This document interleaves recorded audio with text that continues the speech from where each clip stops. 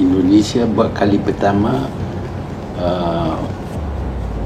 lebih maju daripada Malaysia. Indonesia mengambil alih tempat Malaysia. Dan hari ini Indonesia melonjak jauh ke hadapan berbanding dengan pencapaian dalam negara kita.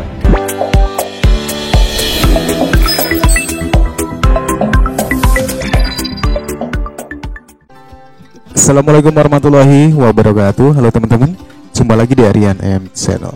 Oke, buat teman-teman yang klik video ini, tak bosan-bosannya saya harapkan mudah-mudahan teman-teman selalu dalam kondisi sehat walafiat. Dan jangan lupa dukung channel ini dengan cara like, juga subscribe. Baik, di kesempatan kali ini saya akan ajak teman-teman untuk melihat sebuah video yang saya ambil dari grup Elit Indonesia dengan judulnya Tokoh-tokoh Malaysia Akui Kehebatan Indonesia.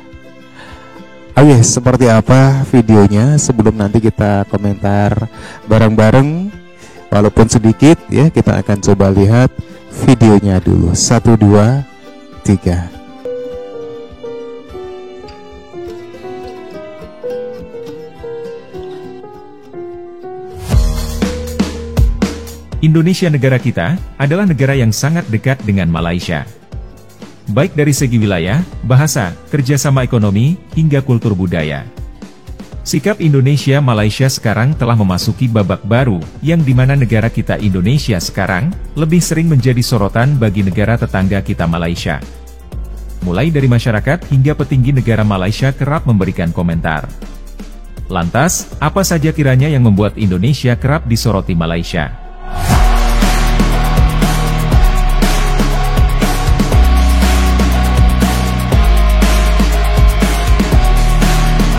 Yang pertama adalah pembangunan yang pesat.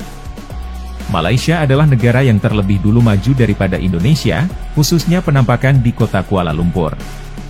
Namun semenjak Indonesia dipimpin oleh Presiden Jokowi, negara kita bukan hanya tampak maju dari dalam dengan segala mega infrastruktur terbarunya, tetapi juga terdengar hingga ke banyak negara. Perlu digarisbawahi, di sini yang dimaksud adalah percepatan, bukan hasil yang sudah nampak terlihat. Karena percepatan adalah kunci, di mana negara kita di masa depan berpotensi besar melampaui banyak negara.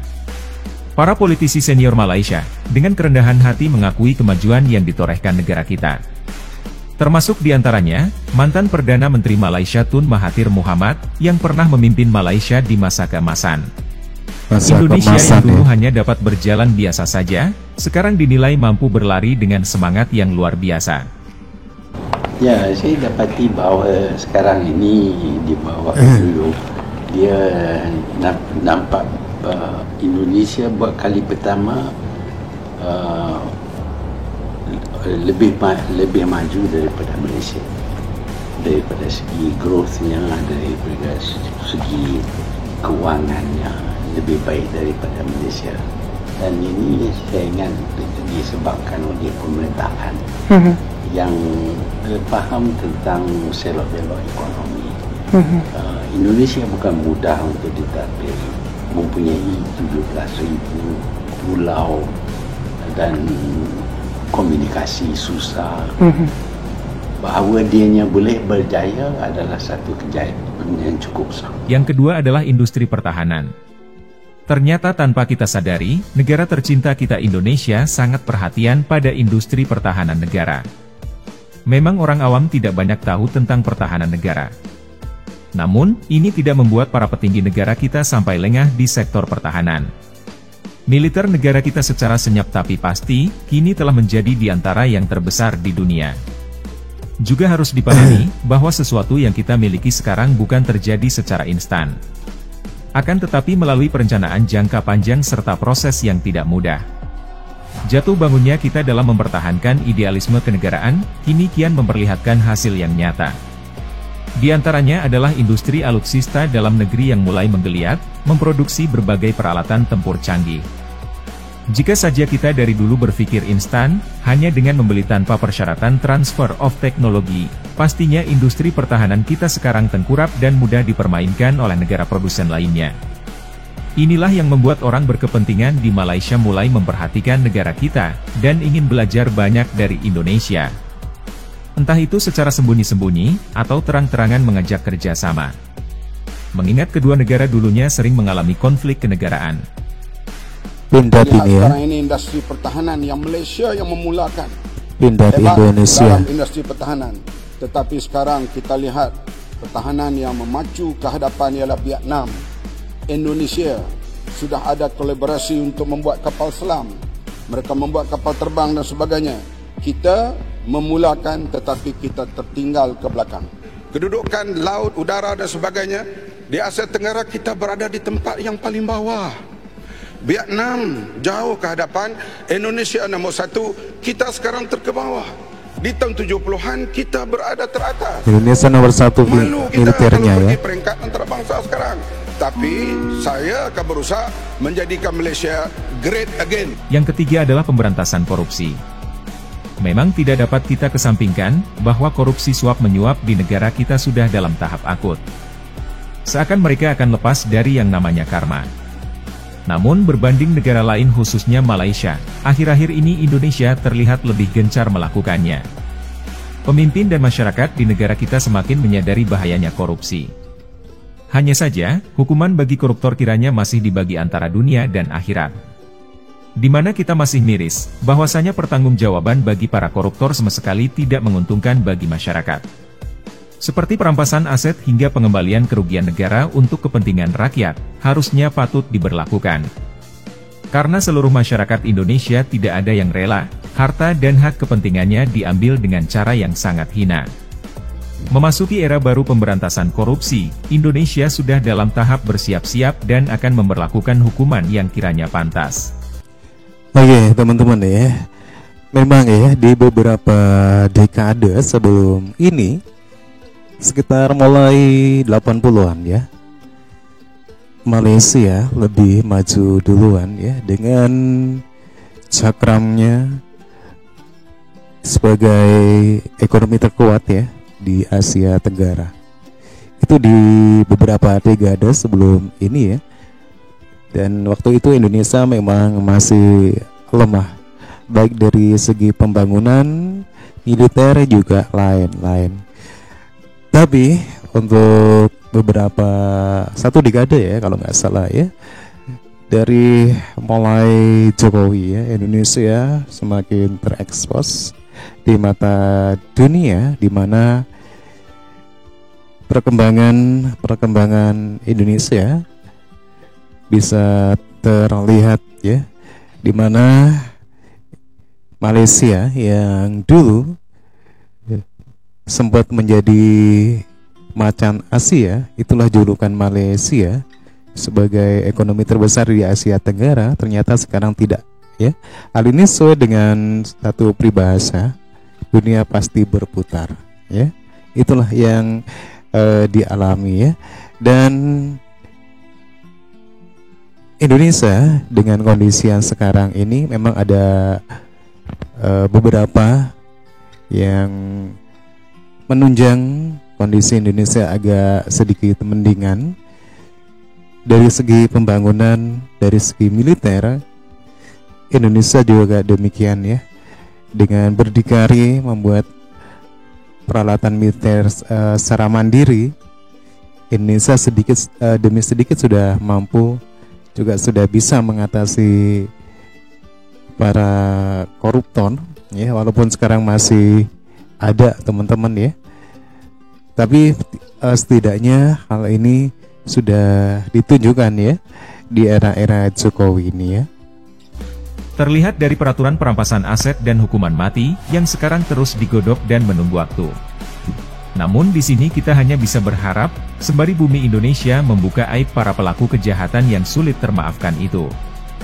Membuat sebagian masyarakat Indonesia masih dalam taraf memprihatinkan dengan tidak maksimalnya fasilitas yang seharusnya mampu diberikan oleh negara. Sekarang Malaysia telah mengambil alih tempat Indonesia. Indonesia mengambil alih tempat Malaysia. Ketika saya bertemu dengan bekas menteri-menteri di Indonesia 2 hari yang lalu, Saya beritahu mereka, kenapa kamu ambil alih tempat Malaysia? Dia kata, tempat apa Pak? Dulu kami negara yang paling terkenal lawan rasuah. Sekarang negara yang paling terkenal lawan rasuah diambil oleh Indonesia. Kami mengambil alih tempat Indonesia. Dulu Indonesia negara yang paling rasuah, sekarang Malaysia ambil alih. Malaysia pula negara yang paling rasuah sekarang ini. Tahniah kepada Malaysia karena ambil alih tempat Indonesia. Yang keempat adalah kedewasaan bernegara atau persatuan yang telah mengakar kuat. Indonesia adalah negara multi-etnis terbesar di dunia, yang tersebar dari Sabang sampai Merauke. Tidak jarang bangsa lain heran dengan negara kita yang tetap kokoh, walaupun menurut mereka sangat berpotensi untuk terpecah belah. Ada yang kurang dipahami oleh bangsa luar, bahwasanya Indonesia telah belajar dari pengalaman sejarah berabad-abad lamanya. Sehingga pedoman negara yang dirumuskan, sudah melalui pendalaman riset pengalaman yang tak ternilai harganya. Bangsa Indonesia menyadari bahwa kekuatan terbesarnya adalah persatuan. Untuk itu hampir seluruh rakyat Indonesia memiliki rasa nasionalisme yang sangat kuat. Menjadikannya ingin selalu memastikan bumi pertiwi selalu berada di jalur yang benar. Begitupun dalam hal memilih pemimpin, rakyat Indonesia dinilai lebih jeli dalam menentukan pilihannya. Walaupun sebenarnya kita sangat paham, kalau semua ini adalah hasil dari bersinerginya antara masyarakat dengan Presiden Jokowi. Namun kita juga jangan berkecil hati dengan fakta tersebut, karena sejatinya kita sebagai rakyat Indonesia, sudah lebih maju satu langkah lagi, dalam membuat standar baru yang lebih tinggi untuk seorang pemimpin bangsa. Saya melihat di Indonesia, kadang-kadang orang hanya teruja dengan kepimpinan di Indonesia. Ya, saya akui, Jokowi antara pemimpin yang hebat, yang melakukan perubahan-perubahan, dan hari ini Indonesia melonjak jauh ke hadapan berbanding dengan pencapaian dalam negara kita. Tetapi di sana harus kita ingat, kenapa boleh jadi begitu? Dia jadi begitu kerana rakyatnya benar-benar merdeka. Kerana kebangkitan rakyat. Rakyat bangkit menghukum pemimpin-pemimpin yang belot, yang khianat. Rakyat bangkit. Rakyat bangkit menolak kleptokrat dalam negara mereka. Rakyat bangkit menolak perompak-perompak dalam negara mereka. Akhirnya, dia melahirkan pemimpin-pemimpin yang takut kepada kedaulatan kuasa rakyat. Yang kelima adalah rivalitas. Indonesia dan Malaysia adalah dua negara yang memiliki hubungan sangat dinamis. Terkadang berkawan, namun terkadang juga bermusuhan. Hal ini turut membuat negara kita menjadi tolak ukur perbandingan dalam bernegara. Entah itu lebih baik ataupun lebih buruk. Kedua negara sama-sama tidak mau ketinggalan. Hal ini tidak bisa dihindarkan, karena kedua negara juga memiliki bahasa yang saling dimengerti. Membuat apa yang sedang diperbincangkan di satu negara, sangat mudah dipahami dan viral di negara tetangga, dalam hal ini tentu saja Indonesia dan Malaysia. Indonesia dan Malaysia juga memiliki hubungan kerjasama di bidang ekonomi dan politik yang cukup kuat. Saling belajar dan bertukar pendapat satu sama lain. Suatu hubungan yang unik dan susah dijelaskan, tetapi bisa kita pahami. Kita nih Indonesia-Malaysia, Dato, serumpun tapi juga sering berantem. Biasa. Oh biasa. Kalau dalam keluarga gitu. Tapi yang kekuatan itu jauh mengatasi yang perbedaan. Dalam persahabatan, dalam kekeluargaan, adatnya ada sedikit perselisihan. Tetapi jangan lupa kerangka besar. Kita satu rumpun, keluarga, dan banyak aspek yang positif yang harus kita perkukuh, dan jangan melihat kepada aspek yang memecahkan. Jadi kalau ada yang benar, kita betulkan. Hubungan kedua negara yang sering naik turun, harus kita sikapi dengan sangat bijak. Intinya kita sebagai rakyat Indonesia terus semangat dan jangan mau kalah dengan tetangga kita Malaysia. Karena kita sudah sangat paham bagaimana pahitnya keadaan kita jika sedang berada di bawah. Jika ada yang ditambahkan, silahkan teman-teman tulis di kolom komentar. Oke teman-teman ya, demikian ya. Ada beberapa poin yang menyebabkan bagaimana tokoh-tokoh Malaysia bisa mengakui kehebatan dari perubahan Indonesia. Ada beberapa poin yang bisa menyebabkan hal ini: pembangunan, kekuatan militer, rivalitas, dan tentunya persatuan rakyat Indonesia dan lain-lain. Yang jelas Indonesia sampai hari ini masih ada, masih kokoh karena kita belajar dari sejarah. Bagaimana sejarah perjuangan itu diperjuangkan bersama-sama, bukan hanya satu suku, dua suku atau tiga suku, tapi berbagai suku yang ada di Indonesia. Inilah yang menjadi pelajaran ya, pengalaman sejarah kita tempo dulu hingga ke 78 kemerdekaan Indonesia. Indonesia pun masih kokoh untuk bisa bersatu dan sedikit demi sedikit merangkak untuk memperbaiki kondisi negara saat ini. Oke, terima kasih teman-teman.